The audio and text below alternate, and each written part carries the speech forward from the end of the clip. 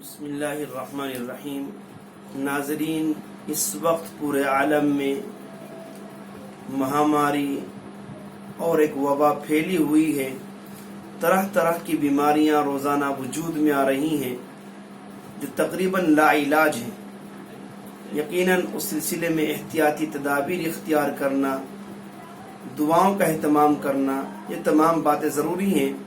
اسی سلسلے میں ہمارے اکابر کا ایک مجرب وظیفہ ہے کہ اگر اس کو پڑھ لیا جائے تو انشاءاللہ اللہ کی ذات سے امید ہے کہ اللہ لا علاج بیماریوں کا ازالہ فرما دیں گے۔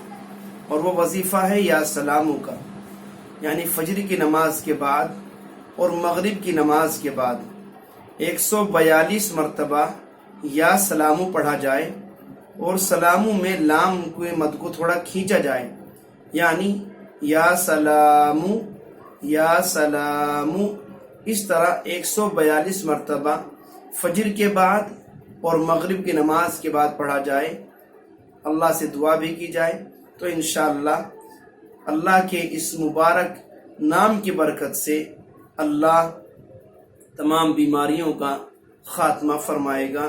آپ حضرات عمل بھی کریں، دعا بھی کریں اور دوسروں تک اس پیغام کو پہنچانے کی بھی کوشش کریں۔ السلام علیکم ورحمۃ اللہ وبرکاتہ۔